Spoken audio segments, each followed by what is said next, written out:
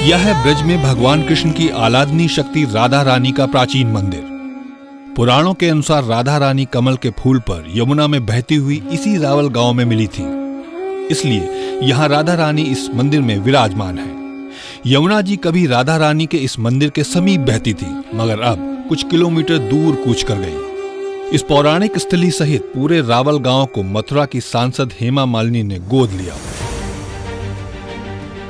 और इसका आधा अधूरा विकास भी हुआ। फिर हुआ उत्तर प्रदेश ब्रज तीर्थ विकास परिषद का गठन और ब्रज के इस दूसरे सबसे महत्वपूर्ण गांव और राधा रानी मंदिर को सजाने संवारने का जिम्मा परिषद के पल्ले आ गया। दुर्भाग्य से उसी के बाद रावल गांव की हृदय स्थली राधा रानी के मंदिर के विलुप्त होने की नौबत आ गई। जरा बूझिए कि वनों और लताओं के मध्य कृष्ण के साथ लीलारत रही राधा रानी के मंदिर को सीमेंट की ऊंची दीवारों से क्यों घेरा गया? यह पौराणिक मंदिर है अथवा कोई कारखाना या फिर किसी माफिया डॉन का गढ़ जिसे लोगों की नजरों से छुपाना जरूरी समझा जाए। कुंड के चारों तरफ लगी लाल पत्थर की यह जालीदार रेलिंग भी इस मंदिर की मूल प्रकृति से बेमेल लग रही है। फिर इस परिसर के चारों तरफ इतनी विशाल चारदीवारी किस उद्देश्य से बनाई गई है, सिवाय मोटा पैसा खपाने के? गांव के लोगों के अनुसार यहाँ कभी कोई कुंड था ही नहीं जी। राधा कुंड बनवा हुआ जी, अब बनवा हुआ है जी, पहले थे ना हो, अब ही बने हुए है। वो हम सांसद आते थे, बाने बनवा हुआ जी। इस कुंड का उल्लेख किसी पुराण अथवा ब्रज के तीर्थों से संबंधित साहित्य में कहीं नहीं है। तो कोई पूछे कि उत्तर प्रदेश ब्रज तीर्थ विकास परिषद ने ये नकली कुंड क्यों बना डाला? इसका निर्माण क्या जनता के करोड़ों रुपए की बर्बादी नहीं है?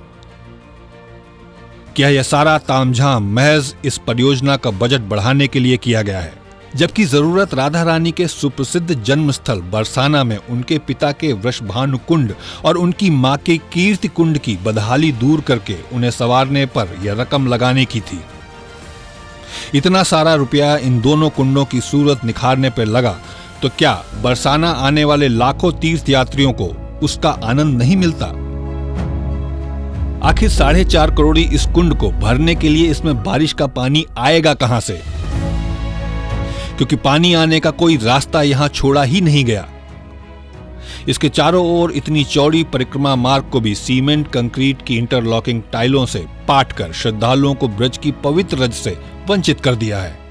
अब बारिश का पानी भी जमीन से रिसकर कुंड को नहीं भर पाएगा।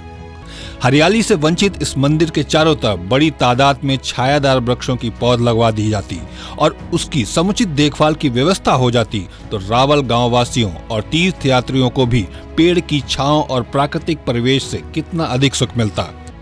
गौरतलब है कि हमारी धरती का अस्तित्व बचने के लिए फिलहाल देश में 700 करोड़ पेड़ और लगने की जरूरत है।